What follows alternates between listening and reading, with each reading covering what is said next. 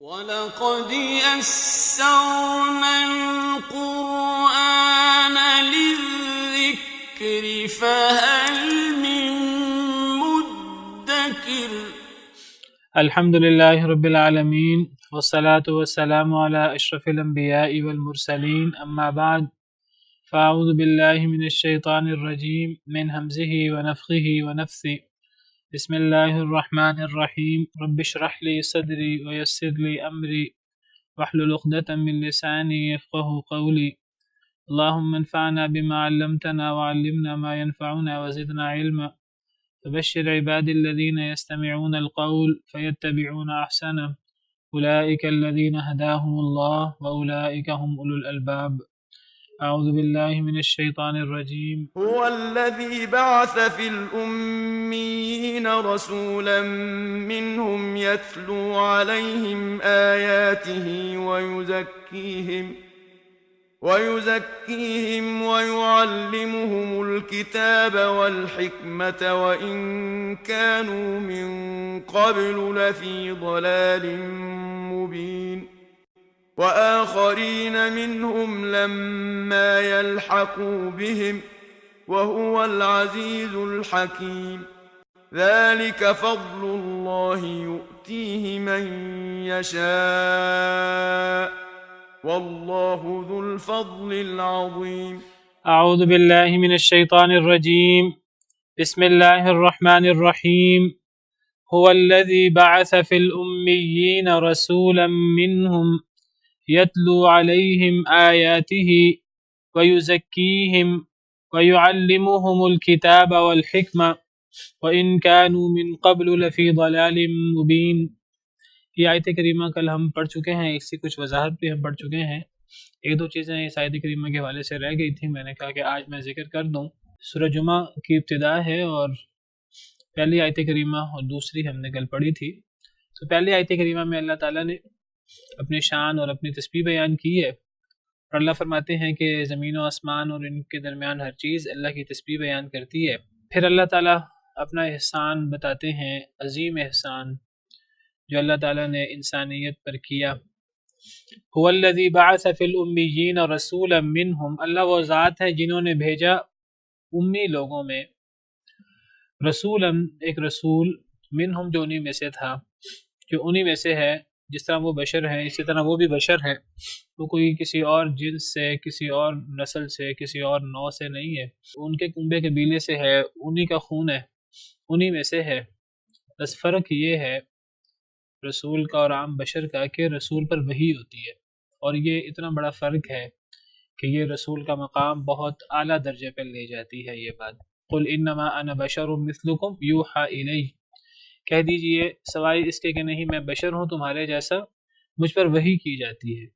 تو نبی دوسرے لوگوں کی طرح بشر ہوتا ہے اور ان جیسا ہوتا ہے، لیکن نبی پر وحی ہوتی ہے اللہ کی طرف سے، اسے اللہ وحی کے لیے چن لیتے ہیں، اور یہ بہت بڑا اعزاز ہے۔ وَلَكِنَّ اللَّهَ يَجْتَبِي مِن رُّسُلِهِ مَن يَشَاءُ، اللہ اپنے رسولوں میں سے جسے چاہے چن لے، جسے چاہے اللہ تعالیٰ خاص کر لے۔ تو اللہ نے بھیجا امی لوگوں میں رسول جو انہی میں سے ہے، اور اس رسول کا فریضہ کیا ہے، کل اس پر بات ہو چکی ہے کہ اس کے جو بڑے بڑے فرائض منصبی ہیں رسول کے، کہ وہ ان پر اللہ کی آیتیں تلاوت کرتا ہے اور وہ انہیں پاک کرتا ہے اسی قرآن اور سنت سے، کسی اور چیز سے نہیں۔ تزکیہ حاصل ہو سکتا ہے تو قرآن اور سنت سے، قرآن اور سنت کے علاوہ کسی اور چیز سے جتنے مرضی دعوے کر دیے جائیں وہ تزکیہ نہیں ہوتا، وہ کچھ اور ہوتا ہے۔ تزکیہ صرف قرآن اور سنت سے حاصل ہو سکتا ہے۔ تزکیہ وہ ہے جو نبی کریم صلی اللہ علیہ وسلم نے جس طریقے سے کیا اپنا اور اپنی امت کا، تو نبی صلی اللہ علیہ وسلم کے سکھائے ہوئے طریقے سے تزکیہ ہو سکتا ہے، انہی کے سکھائے ہوئے ذکر سے تزکیہ ہو سکتا ہے، انہی کی سکھائی ہوئی تعلیمات سے ہو سکتا ہے، اور دنیا کے اندر کوئی چیز نہیں ہے جو ہمارا تزکیہ کر سکے۔ کوئی ہم چلے کاٹ لیں، کوئی ہم اور کوئی طریقے اختیار کر لیں، جن کا ذکر نہ قرآن میں ہو، نہ حدیث میں، نہ صحابہ کرام نے ہمیں سکھایا ہو۔ وَيُعَلِّمُهُمُ الْكِتَابَ وَالْحِكْمَةَ، اور نبی سکھاتا ہے انہیں کتاب اور حکمت۔ کتاب سے مراد قرآن ہے اور حکمت سے مراد اس کی تشریح سنت۔ امام شافعی اور دیگر ائمہ کرام سے حکمت کے بارے میں یہ ثابت ہے کہ جی حکمت سے مراد سنت ہے، جو قرآن کے علاوہ وہی ہے، اور اللہ نے جس طرح قرآن کو نازل کیا ہے اسی طرح اللہ تعالیٰ نے حکمت کو نازل کیا ہے۔ قرآن کی طرح حکمت بھی منزل من اللہ ہے، جس طرح قرآن کریم میں ہے کئی مقامات پر یہ بات موجود ہے۔ سورہ نساء آیت نمبر 113 اللہ فرماتے ہیں وَأَنزَلَ اللَّهُ عَلَيْكَ الْكِتَابَ وَالْحِكْمَةَ، اور نازل کی اللہ نے آپ پر کتاب بھی اور حکمت بھی۔ سورہ نساء آیت نمبر 113۔ تو کتاب بھی اللہ کی طرف سے نازل کردہ ہے اور حکمت بھی اللہ کی طرف سے نازل کردہ ہے۔ کتاب بھی آسمان سے ہے، حکمت بھی آسمانوں سے ہے، اور اللہ کی طرف سے اترتی ہے جس طرح قرآن کی وحی ہوتی ہے۔ باقی اس وحی میں تھوڑا فرق ہوتا ہے، قرآن کی وحی لفظاً ہوتی ہے، حکمت کی وحی مانن ہوتی ہے، وہ لفظاً نہیں ہوتی، اس کا مفہوم وحی ہوتا ہے، الفاظ نبی کے ہوتے ہیں۔ قرآن کی جو وحی ہوتی ہے اس کے الفاظ بھی اللہ کے ہوتے ہیں، مفہوم بھی اللہ کی طرف سے ہوتا ہے۔ حکمت میں مفہوم اللہ کی طرف سے ہوتا ہے، الفاظ نبی کے ہوتے ہیں۔ وہ جو نبی کے الفاظ ہیں وہ نبی کو اللہ نے جوامع الکلم عطا کی ہیں۔ جوامع الکلم، نبی صلی اللہ علیہ وسلم سب سے زیادہ فصیح ہیں، انا افصح العرب، سب سے زیادہ فصیح تھے، آپ کی زبان سب سے فصیح تھی، آپ چھوٹے جملے میں بہت بڑی بات کر دیتے تھے، تو مفہوم اللہ کی طرف سے ہوتا تھا، آپ ان کو جوامع الکلم میں بہترین فصاحت و بلاغت میں آپ ان باتوں کو ادا کر دیتے تھے۔ تو یہ حکمت ہے۔ تو رسول لوگوں کو کتاب اور حکمت سکھاتے ہیں، یہ رسول کے فرائض منصب ہی ہیں۔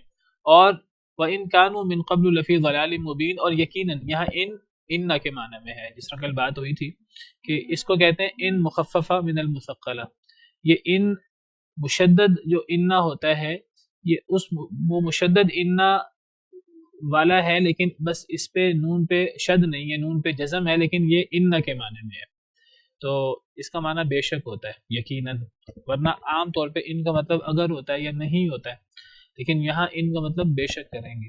اور بے شک یقیناً وہ تھے من قبل، اس سے پہلے، یعنی نبی صلی اللہ علیہ وسلم کے آنے سے پہلے، لفی ضلال مبین، البتہ بہت واضح گمراہی میں۔ تو میں نے کل بتایا آپ کو کہ قرآن اور سنت کے بغیر، کتاب اور حکمت کے بغیر سراسر گمراہی ہی گمراہی ہے، جہالت ہی جہالت ہے۔ اسی لیے نبی صلی اللہ علیہ وسلم سے پہلے کے دور کو جاہلیت کا دور کہتے ہیں، دور جاہلیت۔ چاہے اس دور میں عقل مند لوگ ہوں دنیاوی اعتبار سے، تو وہ ان کی عقل مندی دنیاوی ہے، اور وہ دنیا میں اپنی مرضی کرتے ہیں اور جو چاہتے ہیں وہ کرتے ہیں، اس کو جہالت کہا جاتا ہے۔ اسی لیے ابو جہل، جس کو اسلام سے پہلے ابو الحکم کہا جاتا تھا، بڑا دانا شخص تھا، بڑا عقل مند تھا دنیاوی اعتبار سے، لیکن جب اس نے اسلام کو اختیار نہیں کیا، اپنی مرضی نہیں چھوڑی اللہ کی مرضی کے سامنے، تو اس کا نام ابو جہل رکھ دیا گیا، اس امت کا فرعون، ابو جہل، جہالت کا باپ۔ اس کا مطلب یہ نہیں تھا کہ پہلے وہ پڑھا لکھا تھا تو بعد میں جاہل ہو گیا تھا، یعنی جہالت سے مراد، اصل میں گمراہی سے مراد کتاب و سنت کو چھوڑ دیا جائے تو یہ سراسر گمراہی ہے، اور کتاب و سنت پر عمل کرنا اور اللہ کے رسول کے احکامات پر عمل کرنا، یہ اصل میں اپنے آپ کو اللہ کی مرضی کے مطابق ڈھال دینا ہے، اور یہ سب سے بڑی خیر ہے۔ تو اس سے پہلے لوگ گمراہی میں تھے، جیسے میں نے ذکر کیا کہ قریش مکہ وہ گمراہی میں تھے، ان کو پتہ ہی کچھ نہیں تھا، اور اگر کچھ وہ اپنی طرف سے دین پر عمل کرتے تھے تو وہ اپنے آپ کو دین ابراہیمی کا حامل کہتے تھے، لیکن اپنے دین ابراہیمی میں انہوں نے بڑی تحریفات کر رکھی تھی۔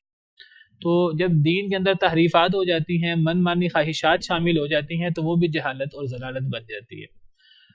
عیسائی وہ اپنے آپ کو دین عیسوی پر گامزن کہتے تھے، تو لیکن انہوں نے اس کے اندر تحریفات کر رکھی تھی۔ یہودی اپنے آپ کو دین موسوی پر، جو ہے شریعت موسوی پر کہتے تھے، ہم گامزن ہیں، لیکن انہوں نے اس کے اندر تحریف کر رکھی تھی، اپنی خواہشات شامل کر رکھی تھی۔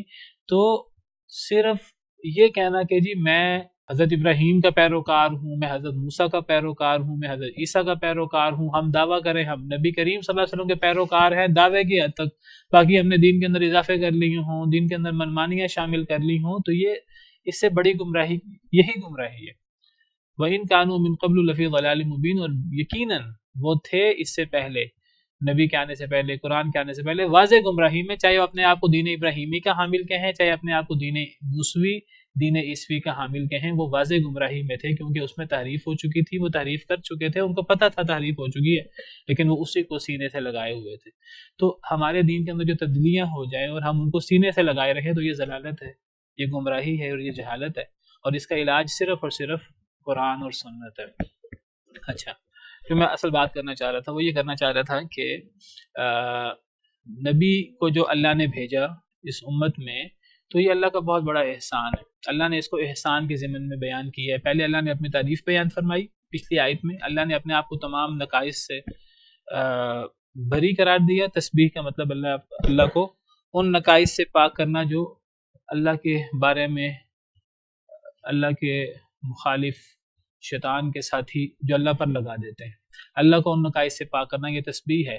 جب اللہ نے اپنی تسبیح بیان کی، پھر اللہ نے اپنا احسان بیان کیا کہ دیکھو میں نے امی لوگوں پر نبی بھیجا، اور اس کے یہ فرائض ہیں۔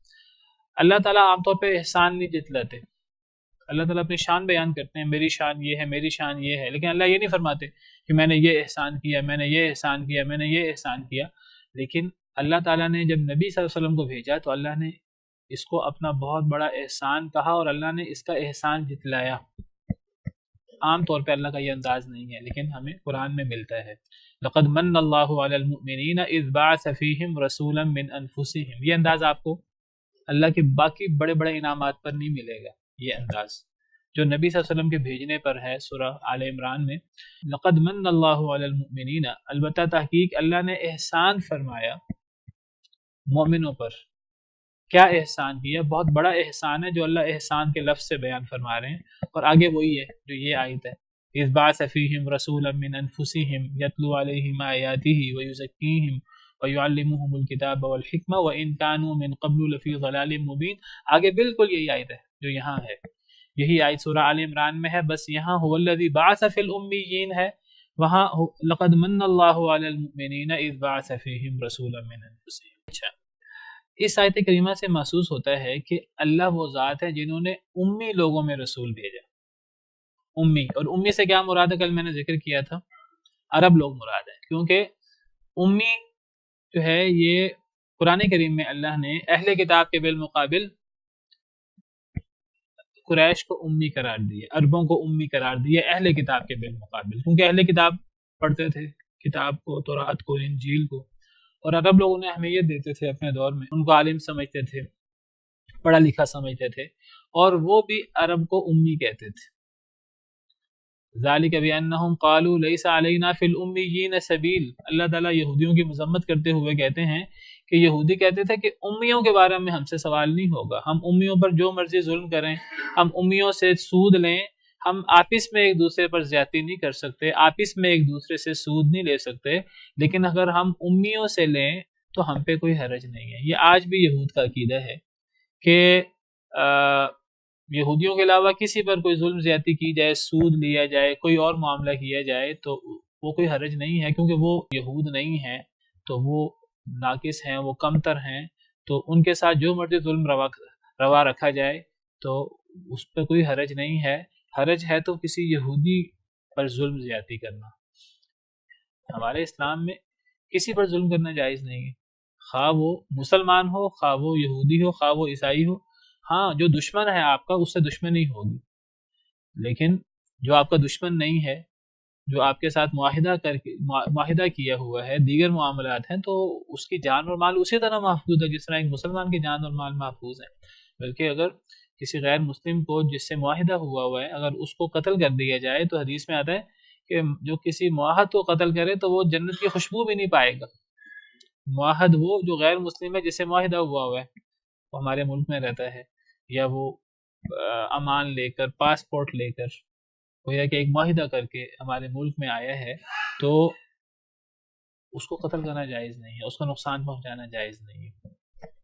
لیکن تو بعد میں یہ کہہ رہا تھا کہ امی وہ اہل کتاب کے بالمقابل عرب کو کہتے ہیں، اور کل بھی بات ہو رہی تھی اور پہلے بھی بات ہوتی رہتی ہے کہ پرانے نبیوں میں اور نبی کریم صلی اللہ علیہ وسلم میں فرق جو ہے، جو نبی صلی اللہ علیہ وسلم کی خاصیت ہے کہ آپ پوری دنیا کے لیے نبی بن کے آئے۔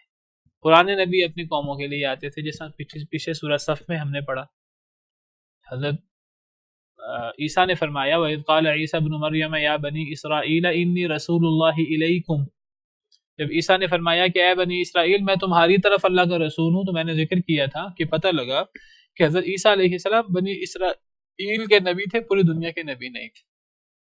اور حضرت موسیٰ کے بارے میں ہم نے سورہ صف میں پڑھا، میں آپ کے سامنے کھول دیتا ہوں، وہ دونوں آیتیں ساتھ ہی ہیں، سورہ صف کے آیت نمبر 5 اور آیت نمبر 6، پچھلی صورت۔ وَإِذْ قَالَ مُوسَىٰ لِقَوْمِهِ يَا قَوْمِ لِمَ تُؤْذُونَنِي وَقَدْ تَعْلَمُونَ أَنِّي رَسُولُ اللَّهِ إِلَيْكُمْ، جب موسیٰ علیہ السلام نے اپنی قوم سے کہا، بنی اسرائیل سے، کہ اے میری قوم تم مجھے کیوں اذیت دیتے ہو حالانکہ تم جانتے ہو کہ میں تمہاری طرف اللہ کا رسول ہوں۔ پتہ لگا حضرت موسیٰ علیہ السلام بنی اسرائیل کی طرف اللہ کے رسول تھے، اپنی قوم کی طرف۔ اور اسی اگلی آیت میں حضرت عیسیٰ نے فرمایا کہ اے بنی اسرائیل میں تمہاری طرف اللہ کا رسول ہوں۔ تو میں نے آپ کو حدیث مبارکہ بیان کی تھی نبی صلی اللہ علیہ وسلم کی، کہ آپ نے فرمایا کہ مجھے پچھلے انبیاء پر 5 چیزوں میں فضیلت دی گئی۔ ایک حدیث میں 5 چیزیں ہیں، دیگر احادیث میں اور چیزیں بھی آتی ہیں۔ ان 5 چیزوں میں ایک فضیلت جو آپ نے بیان فرمائی وہ یہ فرمائی کہ دیگر انبیاء مخصوص قوموں کی طرف مبعوث کیے جاتے تھے اور میں عمومی طور پہ سب لوگوں کی طرف مبعوث کیا گیا۔ اب یہاں جو ہے اس آیت کریمہ سے سوال پیدا ہوتا ہے، اللہ فرماتے ہیں کہ اللہ نے امی لوگوں میں رسول بھیجا، کیا مطلب کہ وہ امی لوگوں کے لیے تھا، عربوں کے لیے تھا؟ نہیں۔ جب اللہ ذکر کرے اللہ نے امی لوگوں میں رسول بھیجا، اس سے مراد یہ نہیں ہے کہ وہ امی لوگوں کے لیے تھا، بلکہ یہاں امی یعنی عرب لوگوں کی فضیلت ایک بیان ہو رہی ہے، اور یہ ایک حقیقت حال کو ذکر کیا جا رہا ہے کہ نبی کریم صلی اللہ علیہ وسلم کی بعثت پہلو پہل عرب میں ہوئی تھی، لیکن اس کا مطلب یہ نہیں ہے کہ آپ کی نبوت، آپ کی بعثت صرف امی لوگوں کے لیے تھی، آپ کی بعثت سب لوگوں کے لیے تھی، جیسے اگلی آیت میں آ رہا ہے وَآخَرِينَ مِنْهُمْ، اور دوسرے لوگوں کے لیے بھی، یعنی آپ صرف امی لوگوں کے لیے نبی نہیں تھے، وآخرین سے بھی پتہ لگتا ہے کہ آپ دوسرے لوگوں کے لیے بھی نبی تھے۔ اور قرآن کریم کی دیگر آیات سے پتہ لگتا ہے کہ نبی کریم صلی اللہ علیہ وسلم کی نبوت، رسالت، یہ نہ صرف یہ کہ اپنی دنیا کے سب لوگوں کے لیے تھی، نبی صلی اللہ علیہ وسلم کے دور میں جتنے لوگ تھے، جہاں تک آپ کا پیغام پہنچے سب آپ کے امتی تھے، مشرق سے مغرب تک، اپنے دور میں نہ صرف بلکہ تا قیامت تک آنے والے جتنے لوگ ہیں آپ سب کے لیے اللہ کے رسول ہیں۔ آپ کی رسالت وہ اپنے دور کے صرف عربوں کے لیے نہیں، اپنے دور کے عرب و عجم، سرخ و سفید سب لوگوں کے لیے تھی، اور صرف اپنے دور کے لوگوں کے لیے نہیں بلکہ تا قیامت سب لوگوں کے لیے تھی۔ جس طرح قرآن کریم میں اللہ تعالیٰ فرماتے ہیں قُلْ يَا أَيُّهَا النَّاسُ إِنِّي رَسُولُ اللَّهِ إِلَيْكُمْ جَمِيعًا، سورہ اعراف۔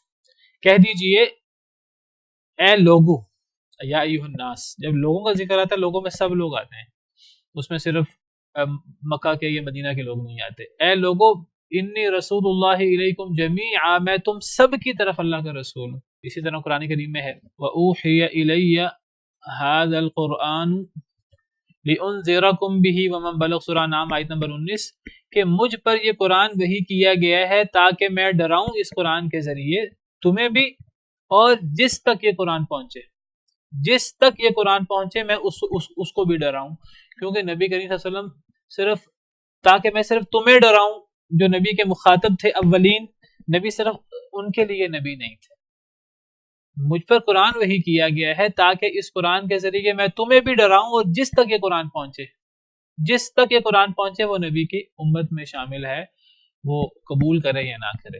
امتیوں کی 2 قسمیں ہوتی ہیں، ایک کو امت اجابت کہتے ہیں، ایک امت دعوت کہتے ہیں۔ ایک وہ امتی آپ کی امت ہے جنہوں نے آپ کی دعوت کو قبول کر لیا، آپ پر ایمان لے آئے، اور ایک وہ امتی ہے جو آپ کی دعوت کو قبول نہیں کیا، آپ پر ایمان نہیں لائے، دونوں آپ کے امتی ہیں۔ جس طرح بنی اسرائیل حضرت موسیٰ کے امتی تھے، حضرت عیسیٰ کے امتی تھے، چاہے وہ حضرت موسیٰ پر ایمان لائے ہوں یا نہ لائے ہوں۔ حضرت موسیٰ کی قوم فرعون حضرت موسیٰ کا امتی تھا، چاہے وہ ایمان نہیں لائے حضرت موسیٰ پر۔ تو پوری دنیا نبی صلی اللہ علیہ وسلم کے دور میں اور قیامت تک آنے والی دنیا یہ نبی صلی اللہ علیہ وسلم کی امتی ہے، چاہے وہ آپ پر ایمان لائی ہو یا نہ لائی ہو۔ تو اس سے پتہ لگا کہ نبی کریم صلی اللہ علیہ وسلم کی رسالت جو ہے وہ تمام دنیا کے لیے ہے۔ ایک اور آیت کریمہ میں اللہ تعالیٰ فرماتے ہیں، سورہ فرقان کی پہلی آیت ہے، تبارک الذی نزل الفرقان علی عبدہ لیکون للعالمین نذیرا، بہت بابرکت ہے وہ ذات اللہ رب العالمین جس نے نازل کیا فرقان کو، یعنی قرآن کی عظیم صفت فرقان، یعنی حق اور باطل میں فرق کرنے والی چیز۔ جس نے قرآن کو جس کا نام فرقان ہے، اس فرقان کو نازل کیا اپنے بندے پر یعنی نبی صلی اللہ علیہ وسلم پر، لیکون للعالمین نذیرا، تاکہ وہ تمام جہان والوں کے لیے ڈرانے والا بن جائے۔ تو نبی کریم صلی اللہ علیہ وسلم تمام جہان والوں کے لیے نبی ہیں۔ تو اس آیت کریمہ سے مغالطہ نہ ہو کہ اللہ تعالیٰ نے نبی کریم صلی اللہ علیہ وسلم کو امیوں کے لیے بھیجا، نہیں، اللہ فرماتے ہیں امیوں میں بھیجا۔ امیوں میں بھیجنے کا مطلب ہے کہ آپ کی بعثت آپ ان میں سے تھے، اور آپ کی اولین بعثت ان میں ہوئی ہے، آپ کے اولین مخاطب وہ تھے۔ اس کا مطلب یہ نہیں ہے کہ آپ کی بعثت وہ باقی لوگوں کے لیے نہیں تھی۔ میں نے آپ کے سامنے دیگر دلائل رکھ دیے ہیں قرآن سے، حدیث سے، تو یہ مسئلہ کوئی ایسا اختلافی بھی نہیں ہے، صرف مسئلہ واضح کرنے کے لیے۔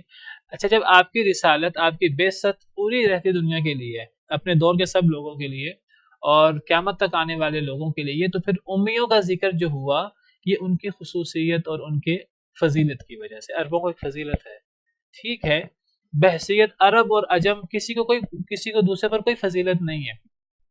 جیسے بحثیت انسان کسی کو کسی پر فضیلت نہیں ہوتی، لیکن کسی کو کسی وجہ سے دوسرے پر فضیلت مل جاتی ہے۔ ایک عالم کو غیر عالم پر فضیلت مل جائے گی، بحثیت انسان کوئی فضیلت نہیں ہے۔ قرآن پڑھنے والے کو قرآن نہ پڑھنے والے پر، پھر جو علم رکھتے ہیں، علم والوں میں بھی درجات ہوتے ہیں، علم والوں میں بھی درجات ہوتے ہیں۔ تو اللہ نے فضیلت دی ہے بعض لوگوں کو بعض پر، اور پھر وہ اللہ کی طرف سے اپنی الگ آزمائش ہے۔ تو عربوں کو ایک فضیلت حاصل ہے عجم پر، کہ اللہ نے نبی صلی اللہ علیہ وسلم کو عربوں میں بھیجا ہے۔ عربوں کی یہ فضیلت تو ہے، اس سے کون انکار کر سکتا ہے؟ قریش کو خاص طور پہ، قریش کے بارے میں تو یہاں تک فرمایا کہ جتنے بھی امام ہوں وہ قریش میں سے ہوں۔ صحیح بخاری وغیرہ کی حدیث ہے، الائمۃ من قریش، امامت قریش میں سے ہونی چاہیے۔ قریش کے اندر وہ صفات اللہ نے رکھی ہیں کہ جو امامت کے لیے اور قائدانہ صلاحیتیں ان کے اندر ہوتی ہیں۔ تو یا قریش ہوں یا قریشی صفات جیسے لوگ ہوں، اگر قریش نہ ہوں تو قریشی صفات جیسے لوگ ہوں۔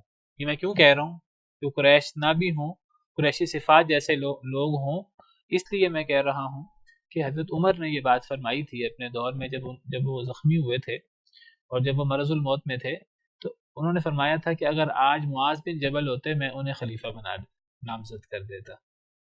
حضرت عمر نے یہ بات فرمائی تھی۔ حضرت معاذ بن جبل قریشی نہیں تھے، حالانکہ نبی صلی اللہ علیہ وسلم کا فرمان ہے کہ الائمۃ من قریش، امامت قریشی میں ہونی چاہیے۔ تو حضرت عمر کا یہ فرمانا کہ اگر آج معاذ بن جبل حیات ہوتے تو میں انہیں خلیفہ نامزد کر دیتا، تو ان کے مقام کی وجہ سے، ان کی فضیلت کی وجہ سے، تو یہ حدیث تو بڑی مشہور ہے الائمۃ من قریش۔ تو حضرت عمر کے نزدیک گویا کہ حضرت معاذ میں ایسی صفات تھیں جو قریش کے اندر ہیں، قریش والی صلاحیتیں، بعض صلاحیتیں۔ بہرحال یہ لمبا موضوع ہے، میں اس موضوع کی طرف نہیں جانا چاہتا، میں صرف یہ بتانا چاہ رہا ہوں کہ عربوں کی ایک فضیلت ہے کہ اللہ نے نبی صلی اللہ علیہ وسلم، جس طرح عربی زبان کی ایک فضیلت ہے باقی زبانوں پر، آپ جتنا مرضی کہہ دیں، اللہ نے قرآن کو عربی میں نازل فرمایا، اللہ نے نبی صلی اللہ علیہ وسلم کی زبان عربی رکھی۔ حضرت عمر کی طرف منسوب قول ہے، پتہ نہیں کہ اس کی سند کس حد تک صحیح ہے، کہ عربوں سے 3 وجہ سے محبت رکھو۔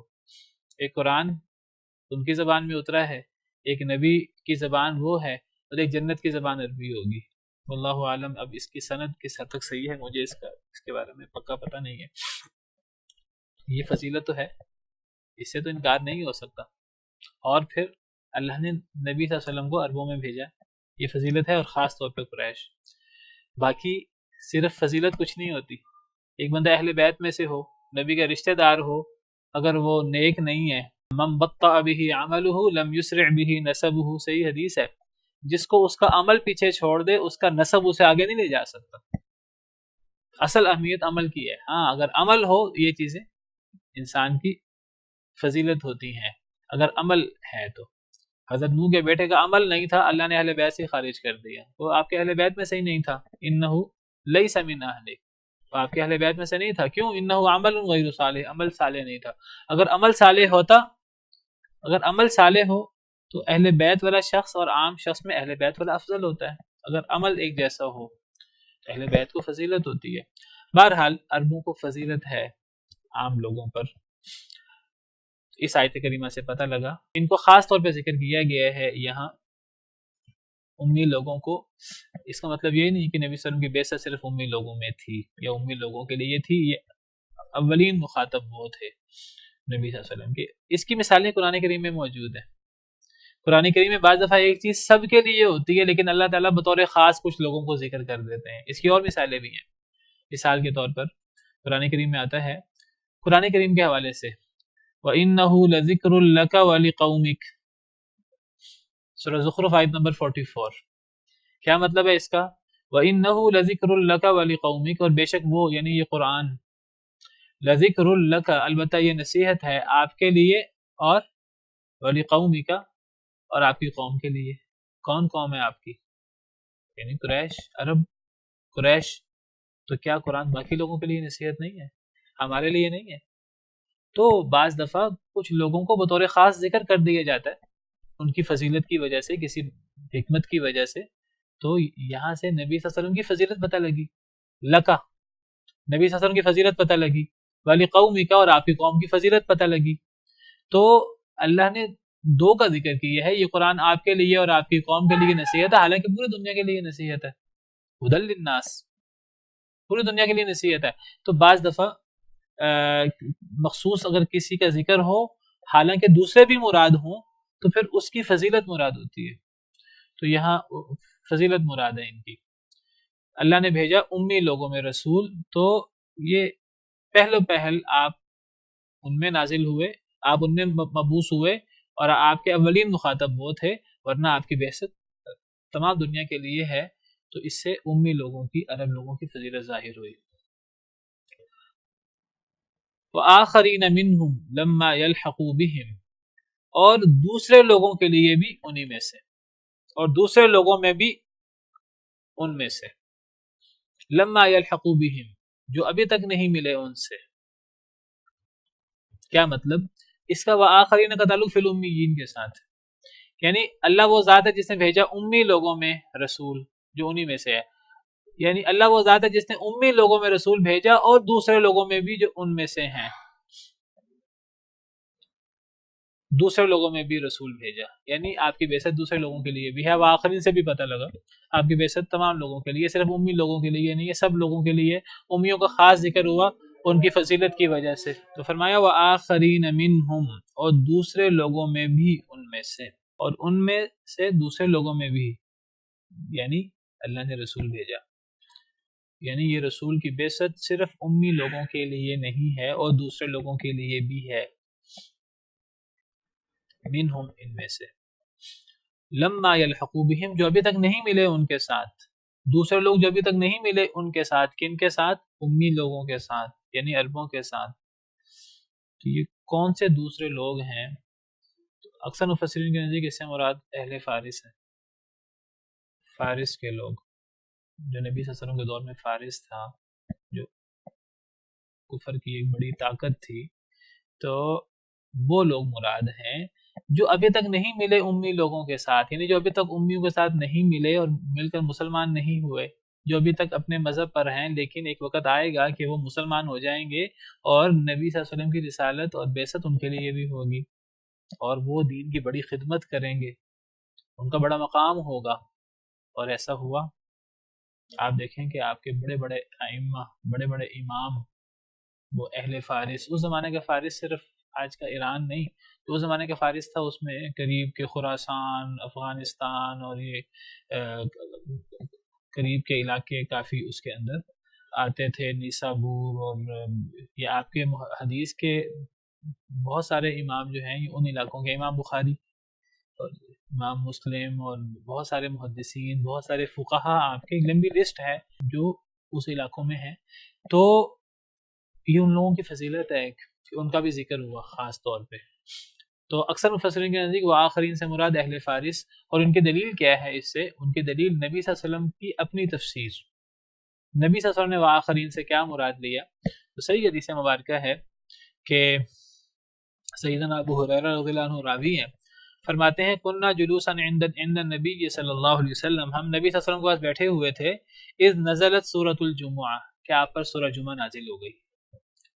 دیکھیں صحابہ کرام کے کیا مقام ہے، کیا فضیلت ہے کہ ان کے سامنے وحی نازل ہو جاتی تھی، اگرچہ وہ اس کو محسوس نہ کر سکتے ہوں لیکن نبی صلی اللہ علیہ وسلم ان کے درمیان ہوتے تھے تو کوئی صورت نازل ہوتی، نبی صلی اللہ علیہ وسلم پر وحی کی کیفیت نازل ہوتی تو صحابہ کرام کے سامنے وحی نازل ہو جاتی، اگرچہ وہ صحابہ کرام اس کو محسوس نہیں کرتے تھے اس معنی میں کہ اگر ہمارے سامنے کوئی سویا ہو اور اسے خواب آ رہا ہو، کئی دفعہ ایسی چیزیں دیکھ رہا ہوتا ہے کہ جو جاگا ہوا ہے، ساتھ بیٹھا ہے، ساتھ لیٹا ہے، اسے نہیں پتہ لگ رہا ہوتا کہ جس کو خواب آ رہا ہے وہ کن کن وادیوں سے گزر رہا ہے، اس کے ساتھ کیا ہو رہا ہے۔ بعض دفعہ خواب دیکھتے تھے کسی کی کوئی آواز نکل جاتی ہے خوشی سے یا ڈر سے تو پتہ لگتا ہے ہمیں، ورنہ ہمیں آنکھوں پہ پتہ نہیں لگتا۔ تو صحابہ کرام کو پتہ نہیں لگتا تھا کہ کیا ہو، نبی صلی اللہ علیہ وسلم کی کیا کیفیت ہے۔ نبی صلی اللہ علیہ وسلم اپنی کیفیت خود بیان کرتے، بعض احادیث میں آپ نے اپنی کیفیت بھی بیان فرمائی، سخت سردی میں آپ کو پسینہ آ جاتا تھا، آپ بڑے بوجھل ہو جاتے تھے، آپ سواری پر سوار ہوتے تو سواری آپ کے بوجھ سے وہی اگر نازل ہوتی تو نیچے بیٹھ جاتی تھی، اس طرح کی کئی صورتیں۔ بہرحال یہ صحابہ کرام کا ایک بڑا مقام ہے کہ صحابہ کرام کے سامنے وہی نازل ہو جاتی تھی، وہ اس کو کس حد تک محسوس کرتے تھے یہ ایک الگ چیز ہے، لیکن صحابہ کرام وحی کا مشاہدہ یا وحی کے اترنے کا مشاہدہ کرتے تھے، اور ایک بڑی فضیلت، ایک بڑا مقام ہے۔ تو حضرت ابو ہریرہ فرماتے ہیں ہم ایک دفعہ نبی صلی اللہ علیہ وسلم کے پاس بیٹھے ہوئے تھے کہ آپ پر سورہ جمعہ نازل ہوئی، آپ نے وہ پھر صحابہ کرام کے سامنے پڑھی۔ یہ جو ہے نا جو سوئے ہوئے ان کو اٹھا دیں ایک دفعہ، یہ کلاس کے اندر سونا صحیح نہیں ہے۔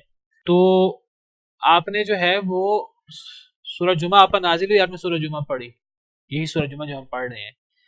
جب آپ نے یہ پڑھا وَآخَرِينَ مِنْهُمْ لَمَّا يَلْحَقُوا بِهِمْ، یہ آیت جو ہم پڑھ رہے ہیں، جب آپ نے یہ آیت کریمہ تلاوت کی صحابہ کرام پر، قال، تو راوی نے پوچھا، کسی نے پوچھا من هؤلاء یا رسول اللہ، اے اللہ کے رسول صلی اللہ علیہ وسلم کیا مراد ہے وآخرین منہم، اور دوسرے لوگ، امی تو واضح تھا کہ عرب لوگ مراد ہیں، قرآن میں امی سے مراد عرب لوگ ہیں، وآخرین سے مراد کون لوگ ہیں کہ دوسرے لوگوں میں بھی بھیجا ہے اللہ نے رسول کو، دوسرے لوگوں، رسول دوسرے لوگوں کے لیے بھی مبعوث ہوئے ہیں، یہ دوسرے لوگ کون ہیں، ان سے کون لوگ مراد ہیں؟ فلم یراجعہ النبی صلی اللہ علیہ وسلم، تو نبی صلی اللہ علیہ وسلم نے جواب نہیں دیا۔ نبی صلی اللہ علیہ وسلم بغیر علم کے جواب نہیں دیتے تھے، آپ نبی تھے لیکن آپ کوئی شرم محسوس نہیں کرتے تھے، اگر آپ کو نہ پتا ہوتا آپ جواب نہ دیتے تھے، آپ نے جواب نہیں دیا۔ حتی سألہ مرتن او مرتین، حتیٰ کہ سوال کرنے والے نے دوبارہ سوال کیا، 2 مرتبہ سوال کیا، 3 مرتبہ سوال کیا۔ قال، راوی کہتے ہیں وفینا سلمان الفارسی، اور ہم میں حضرت سلمان فارسی بھی بیٹھے ہوئے تھے، حضرت سلمان فارس کے تھے۔ فوضع النبی صلی اللہ علیہ وسلم یدہ علی سلمان، جب یہ 2-3 دفعہ سوال ہوا، ممکن ہے اس وقت تک نبی صلی اللہ علیہ وسلم کو وحی آ گئی ہو، نبی صلی اللہ علیہ وسلم کو پتہ لگ گیا ہو، تو آپ نے اپنا ہاتھ حضرت سلمان پر رکھا اور آپ نے فرمایا لو کان الایمان عند الثریا، اگر ایمان ثریا ستارے تک بھی پہنچ جائے، لنالہ رجال من ہؤلاء، ان جیسے لوگ وہاں تک بھی پہنچ جائیں گے، یعنی اگر ان کو دین حاصل کرنے میں بڑی محنت کرنی پڑے، ستاروں تک جانا پڑے، ایک بات کرنے کا انداز ہے، اگر ایمان ستاروں تک پہنچ جائے تو اس جیسے لوگ وہاں تک پہنچ جائیں گے۔ کتنی فضیلت ہے، کتنا بڑا مقام ہے، حدیث بالکل صحیح ہے۔ یہ حدیث، یہی حدیث صحیح بخاری کے اندر بھی آتی ہے، اس کے اندر اس آیت کا حوالہ نہیں ہے، عمومی حدیث ہے، لو کان الایمان عند الثریا لنالہ رجال من ہؤلاء، یہ حدیث صحیح بخاری میں بھی ہے، اس میں اس آیت کا حوالہ نہیں ہے، میں نے یہاں اس لیے یہ سنن نسائی سے حدیث اس لیے پیش کی ہے، اس میں اس آیت کا حوالہ بھی ہے، یعنی نبی صلی اللہ علیہ وسلم نے یہ حدیث مبارکہ اس آیت کی تشریح میں فرمائی۔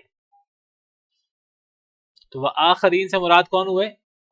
اہل فارس، یعنی اہل فارس دین کی تحصیل کے لیے قربانیاں دیں گے، بہت محنت کریں گے، اگر ان کو دور دراز کا سفر کرنا پڑے وہ کریں گے، ایک ایک حدیث کے لیے محدثین نے جو محنت کی ہے وہ کبھی ہم سنیں تو ہم حیران رہ جائیں۔ تو نبی صلی اللہ علیہ وسلم کا فرمان ہے کہ اگر ایمان ثریا پہ پہنچ جائے تو اس جیسے لوگ وہاں تک پہنچ جائیں گے، حضرت سلمان فارسی اور ان جیسے لوگ۔ تو اس سے بہت علماء نے اہل فارس مراد لی ہے کہ اس میں نبی صلی اللہ علیہ وسلم کی بعثت اہل فارس کے لیے بھی ہے، فضیلت ہے۔ دیگر مفسرین کہتے ہیں کہ اہل فارس مراد ہیں، ٹھیک ہے وہ آخرین سے، لیکن اہل فارس کے علاوہ سارے کے سارے غیر عرب وہ بھی اس میں شامل ہیں، ہم لوگ بھی اس میں شامل ہیں، قیامت تک آنے والے غیر عرب، یہ بھی تفسیر ہے، امام مجاہد حضرت ابن عباس کے خاص شاگرد ہیں۔ وہ کہتے ہیں قیامت تک آنے والے مسلمان غیر عرب وہ سب شامل ہیں وہ آخرین میں، اگرچہ اہل فارس بطور خاص مراد ہیں نبی صلی اللہ علیہ وسلم کی حدیث کی وجہ سے، لیکن وہ صرف وہ بھی مخصوص نہیں ہے، اور قیامت تک آنے والے سارے مسلمان وہ جو عرب نہیں ہے وہ سب مراد ہے۔ اللہ تعالیٰ نے دیکھیے فضیلت رکھی ہے، صحابہ کرام کا خاص مقام ہے، اس کا مطلب یہ نہیں ہے کہ اگر بعد والے لوگوں میں سے کوئی ایمان لے آیا تو اسے فضیلت، اسے اللہ کے ہاں نعمتیں حاصل نہیں ہوں گی، بعد والے کو بھی نعمتیں حاصل ہوں گی۔ صحابہ کرام نے زیادہ قربانیاں دی ہیں، ان کا زیادہ مقام ہے، بحیثیت مجموعی ان کی فضیلت زیادہ ہے عربوں کی۔ جی ہاں، بعض فضیلتیں بعد والوں کو حاصل ہیں، اس پر کئی دفعہ بات ہو چکی ہے، بعض فضیلتیں بحیثیت مجموعی تو صحابہ افضل ہے، تو بعد والوں کی بھی بعض فضائل ہیں۔ دوسرے لوگوں میں بھی اللہ نے رسول بھیجا، دوسرے لوگوں کے لیے بھی بھیجا جو ابھی تک نہیں ملے، ان کے ساتھ ابھی تک ایمان نہیں لائے، جب یہ آیتیں نازل ہوئی تھی اس وقت تک وہ ابھی نہیں ایمان لائے تھے اہل فارس، اور ممکن ہے وہ پیدا بھی نہ ہوئے ہوں، دوسرے ایسے لوگ بھی مراد تھے جو ابھی پیدا بھی نہیں ہوئے تھے، نبی صلی اللہ علیہ وسلم کی بعثت ان کے لیے بھی تھی، ہمارے لیے بھی تھی، ہم ابھی پیدا نہیں ہوئے تھے۔ وَهُوَ الْعَزِيزُ الْحَكِيمُ، اور اللہ بہت غالب ہیں، بہت حکمت والے ہیں۔ یہ جو مفسرین کہتے ہیں کہ اہل فارس کے علاوہ دیگر لوگ بھی مراد ہیں، ان کی کیا دلیل ہے؟ ان کی بھی دلیل ہے، دیکھیے علماء نے قرآن کریم کی تشریح کرتے ہوئے اپنی طرف سے تشریحیں نہیں کی، جو بھی تشریح کرتے ہیں ان کے پیچھے کوئی نہ کوئی بنیاد ہوتی ہے۔ جی امی کا کیا معنی ہے وہ قرآن سے ثابت کرتے ہیں، میں نے آپ کو کل قرآن کی آیت پیش کی تھی، وَقُلْ لِلَّذِينَ أُوتُوا الْكِتَابَ وَالْأُمِّيِّينَ أَأَسْلَمْتُمْ، پتہ لگا اہل کتاب کے علاوہ لوگوں کو امی کہتے ہیں، عرب لوگوں کو۔ آخرین سے کیا مراد ہے وہ حدیث ہے، اس سے پتہ لگا آخرین سے کیا مراد ہے۔ اب بعض مفسرین نے کہا کہ اس میں صرف اہل فارس نہیں ہے، اور لوگ بھی ہیں، وہ بھی دلیل پیش کرتے ہیں۔ وہ دلیل کیا ہے ان کی؟ وہ کہتے ہیں ایک حدیث مبارکہ میں آتا ہے، حضرت سہل بن سعد ایک صحابی، مشہور صحابی، وہ کہتے ہیں، یہ طبرانی کی روایت، وہ کہتے ہیں سمعت رسول اللہ صلی اللہ علیہ وسلم، میں نے نبی صلی اللہ علیہ وسلم کو فرماتے سنا، آپ نے فرمایا ان فی اصلابی اصلابی اصلابی رجال من اصحابی رجالا و نساء، بے شک میرے ساتھیوں میں جو مرد ہیں، میرے ساتھیوں میں جو لوگ ہیں، ان لوگوں کی صلبوں میں ایسے مرد اور عورتیں ہیں۔ میرے ساتھیوں میں جو مرد ہیں، یعنی میرے ساتھیوں میں جو لوگ ہیں صحابہ، ان لوگوں کی اسلاب میں، اسلاب کسے کہتے ہیں؟ صلب کو۔ صلب کسے کہتے ہیں؟ مرد کی صلب سے اولاد ہوتی ہے، جو مادہ ہے جس سے اولاد ہوتی ہے وہ مرد کی صلب سے نکلتا ہے اور عورت کی ترائب سے، جس طرح سورہ طارق میں ہے کہ یخرج من بین الصلب والترائب، انسان اس پانی سے پیدا ہوتا ہے جو پانی صلب سے نکلتا ہے، اور ترائب کہتے ہیں سینے کی ہڈی کو، اور صلب کہتے ہیں پیٹھ پشت کی ہڈی کو۔ تو مرد کا یہ صلب ہوتا ہے اور عورت کے لیے ترائب کا لفظ ہے، تو کہتے ہیں فلاں میری صلبی اولاد ہے، میرے صلب سے ہے، عربوں کے ہاں چلتا ہے۔ تو صلب سے مراد جہاں سے انسان کی آگے، جہاں سے مادہ نکلتا ہے، جہاں سے آگے انسان کی نسل چلتی ہے۔ تو میرے صحابہ میں جو لوگ ہیں ان کی اسلاب میں، کیا مطلب؟ یعنی میرے صحابہ میں جو لوگ ہیں ان کی اولاد میں، آئی سمجھ؟ میرے صحابہ میں جو لوگ ہیں ان کی اولاد میں ایسے مرد اور عورتیں ہوں گے، ضروری نہیں کہ وہ صحابہ ہوں، وہ صحابہ کی اولاد، تابعین، ان کی اولاد، تبع تابعین، ان کی اولاد، بہت بعد میں جا کے بھی ایسے مرد عورت ہو سکتے ہیں جو جنت میں بغیر حساب کے جائیں گے۔ یہ صرف صحابہ کی خصوصیت نہیں۔ اور پھر آپ نے یہ آیت پڑھی وَآخَرِينَ مِنْهُمْ لَمَّا يَلْحَقُوا بِهِمْ، کتنی حدیث، کیسی حدیث ہے جو ہمیں تسلی دیتی ہے بعد والوں کو کہ ساری بہت افضل ہیں ہمارے صحابہ، ہمارے سر کا تاج ہیں، ہمارے دین کو انہوں نے پہنچایا، بڑی تکلیفیں برداشت کی، ان کے بڑے فضائل ہیں، لیکن اللہ نے فضیلتیں ساری ختم نہیں کر دی ان پر۔ یہ فضیلت بعد والوں کے لیے بھی ہے، بعد والے بھی یہ مقام دے سکتے ہیں، کوشش تو کریں، مسابقے میں قدم تو بڑھائیں آگے، اور فاستبقوا الخیرات جو اللہ قرآن میں کہتے ہیں، بڑھ چڑھ کر حصہ تو لیں۔ صحابہ کرام نے جو محنتیں کی، جو قربانیاں دیں، یہ بھی قربانیاں دیں، تو یہ نہیں کہ بس اب وہ جنت کے بڑے بڑے درجوں پر صحابہ کرام کا اب وہ ہے، اب باقی لوگ اس جنت الفردوس میں جا ہی نہیں سکتے، بغیر حساب کتاب کے جنت میں جا ہی نہیں سکتے، جا سکتے ہیں۔ وآخرین منہم لما یلحقوا بہم، نبی کی بعثت آخری لوگوں کے لیے بھی ہے، دوسرے لوگوں کے لیے بھی ہے جو ابھی تک میرے صحابہ سے ملے ہی نہیں، جو ابھی تک مسلمان ہی نہیں ہوئے، جو پیدا ہی بعد میں ہوں گے۔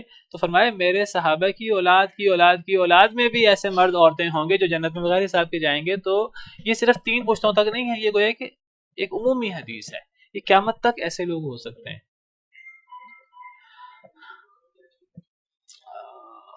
یہ امام ابن کثیر نے بیان کی ہے حدیث، تو میں اب بالیقین نہیں کہہ سکتا اس سے مراد کیا ہے، یہ حدیث کا حکم کیا ہے، یہ حدیث سند کے اعتبار سے کیسی ہے۔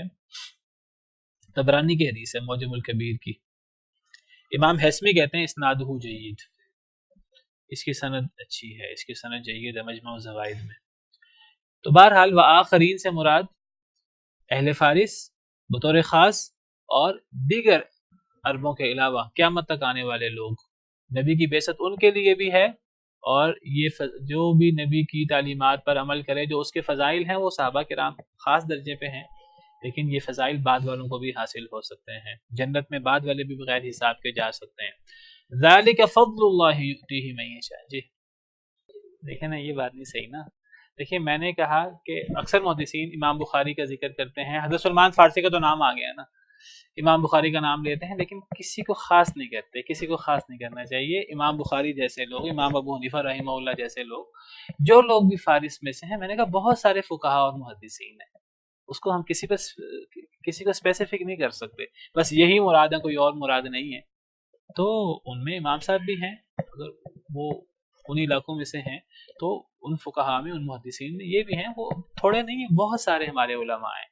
اور یہ ایک بڑا پروپیگنڈا کچھ لوگوں کا، آج کل کے منکرین حدیث کا، وہ کہتے ہیں جتنے بھی محدث ہیں سارے فارسی تھے، اور یہ فارس لوگوں کی بڑی سازش تھی، وہ ایک اور طرف لے جاتے ہیں، کہتے ہیں یہ بڑی سازش ہوئی ہے، اور قرآن کے علاوہ باقاعدہ حدیثیں گھڑ لی گئی ہیں، اور ایک پورا پیرالل دین بنا لیا گیا ہے، والعیاذ باللہ۔ باقاعدہ جو ہے وہ اہل فارس کی ایک فضیلت ہے، جس طرح اہل شام کی فضیلت ہے، لیکن یہ فضیلت ہر بندے کو حاصل نہیں ہوتی، یہ ان لوگوں کو حاصل ہوتی ہے جو باقاعدہ اس کے لیے محنتیں کرتے ہیں اور اللہ کو راضی کرنے کی کوشش کرتے ہیں۔ اچھا، اللہ فرماتے ہیں ذالک فضل اللہ یؤتیہ من یشاء، یہ اللہ کا فضل ہے جو اللہ جس کو چاہے دے دے۔ کون سا فضل؟ جو اللہ تعالیٰ نے نبی بھیجا، تو نبی صلی اللہ علیہ وسلم کی جو، اب نبی صلی اللہ علیہ وسلم کی خصوصیت ہے، آپ ایک تو بحیثیت نبی اور رسول آپ کو خصوصیت ہے، پھر آپ کی خصوصیت تمام انبیاء اور رسول میں بھی امتیازی ہے۔ تو یہ جو اللہ کا فضل ہے کہ اللہ نے یہ اتنی فضیلت والا رسول بھیجا، یہ اللہ کا فضل ہے، اللہ جس کو چاہے دے دیں۔ اس سے نبی صلی اللہ علیہ وسلم کی فضیلتیں مراد ہیں جو آپ کی تمام لوگوں پر اور پھر تمام رسولوں اور انبیاء پر جو آپ کی امتیازی خصوصیات ہیں، تو اللہ کا فضل اللہ جس کو چاہے دے دے۔ اور پھر اس میں صرف نبی صلی اللہ علیہ وسلم مراد نہیں، آپ کی امت بھی مراد ہے۔ ان کا ذکر ہوا کہ اللہ کا احسان ہے کہ اللہ نے امی لوگوں میں رسول بھیجا، اور پھر وہ صرف امیوں کے لیے نہیں ہے، وہ بعد والوں کے لیے بھی ہے جو ابھی تک ملے نہیں۔ تو اس میں نبی صلی اللہ علیہ وسلم کی امت کی بھی ایک فضیلت ہے۔ اب کوئی بندہ کہے جی پچھلی امتیں کی ہمیں یہ فضیلت نہیں ملی، اللہ کی مرضی ہے، اللہ جس کو چاہے دے دے۔ حدیث مبارکہ میں آتا ہے کہ اللہ تعالیٰ نے ہماری اور پرانی امتوں کی مثال ایسے ہے کہ جیسے اللہ تعالیٰ، جیسے ایک شخص جو ہے وہ لوگوں کو رکھے، اجرت پر رکھے، فجر سے لے کے ظہر تک کام لے تو کہ ایک قرات اجر، پھر وہ کچھ لوگوں کو ظہر سے لے کے عصر تک اجرت پہ رکھے۔ اب ظہر سے عصر تک کا وقت اور فجر سے عصر تک کا وقت بہت فرق ہے، وہ اب یہ وقت بہت تھوڑا ہے، آدھے سے بھی کم ہے، تو وہ کہ ہے اجر تمہاری اجرت بھی ایک قرات، اجرت دونوں کی برابر ہے لیکن وقت کا بہت فرق ہے۔ اور پھر وہ کچھ اور لوگوں کو اجرت پہ رکھے اور کہیں تمہارا وقت ہے، تم نے محنت مزدوری کرنی ہے عصر سے مغرب تک، یہ جو ظہر کے وقت سے بھی کم ہے، پھر کہ تمہاری اجرت 2 قرات ہے۔ تو آپ نے فرمایا یہ یہودیوں، عیسائیوں اور امت محمدیہ کی مثال ہے۔ تو جب یہ مثال پھر نبی صلی اللہ علیہ وسلم نے فرمایا کہ یہودیوں نے کہا کہ ہم کام بھی لمبا کریں اور ہماری اجرت بھی ایک قرات، عیسائیوں نے بھی اعتراض کیا کہ چلو ہمارا کام یہودیوں سے کم ہے لیکن مسلمانوں کے مقابلے میں ہمارا وقت زیادہ ہے، اجرت کم ہے، اور مسلمانوں کا وقت بھی کم، اجرت بھی ڈبل. تو اللہ نے ان سے کہا، یہودیوں عیسائیوں سے، کہ میں نے تمہارے ساتھ ظلم تو نہیں کیا نا، جو تم سے طے کیا تھا تمہیں طے شدہ اجرت دی ہے نا، تم اس پہ رضامندی کی تھی نا. جی ہم نے رضامندی کی تھی، میں نے تمہارا حق تو نہیں مارا نا. نہیں، حق نہیں مارا. پھر اللہ فرماتے ہیں میں اب جس کو چاہوں زیادہ دے دوں. دیکھیے اگر کوئی کسی سے طے کر لے مزدور سے کہ 1 گھنٹے کی اجرت 100 روپیہ ہے، ایک شخص جو ہے نا 4 لوگوں کو 100 روپیہ دے دے، وہ ایک شخص کو 100 روپیہ دینے کی بجائے 300 روپیہ دے دے، وہ 100 سے کم دے، یہ ظلم ہے. اگر 100 سے زیادہ کسی کو دے دے کہ میری مرضی، میں جس کو مرضی دوں، تو یہ اللہ کی مرضی ہے. اللہ جس کو چاہے دے، اللہ ظلم نہیں کرتے کسی پر. ہاں اللہ کسی کو کسی پر فضیلت دے دیتے ہیں، لیکن پھر اللہ اس فضیلت کا تقاضا اللہ مانگتے ہیں کہ تم اللہ کا شکر زیادہ ادا کرو اور یہ چیزیں. تو یہ اللہ کا فضل ہے نبی صلی اللہ علیہ وسلم پر اور ہماری امت پر. نبی صلی اللہ علیہ وسلم کے خاص فضائل اور اس امت کے خاص فضائل ہیں. تو یہ کوئی ہمارا کوئی ذاتی اس کے اندر کردار نہیں ہے، یہ اللہ کا فضل ہے سراسر. اللہ جس کو چاہے یہ فضیلت دے دے. واللہ ذو الفضل العظیم، اور اللہ تعالیٰ بہت فضل والے ہیں. یہودی عیسائی اس پر بڑا حسد کرتے ہیں. جی تو اصل جو خرابی ہے وہ خرابی ہے کسی پہ ظلم کرنے میں. آپ کسی سے طے کریں اور اس کو طے کر کے اس کو اس سے کم دیں، وہ غلط ہے. آپ جب طے کریں 5 لوگوں سے 4 کو آپ ایک جیسا دیں، 5ویں کو آپ کم نہ دیں، زیادہ دے دیں، تو یہ آپ کی مرضی ہے. آپ نے ظلم نہیں کیا کسی پر. اللہ نے یہی بات کی کہ میں نے تم سے ظلم نہیں کیا، لیکن میں نے اگر ان کو زیادہ دے دی ہے اجرت تو یہ میرا فضل ہے، میں جس کو چاہوں دوں. یہودی فضیل ہم سے حسد کرتے ہیں اس پر، عیسائی ہم سے حسد کرتے ہیں. ٹائم ختم ہو گیا، انشاءاللہ اس موضوع کو پھر کبھی آگے بڑھائیں گے. سبحان ربک رب العزت عما یصفون وسلام علی المرسلین والحمد للہ رب العالمین. تحلو الحياة شوقا إلى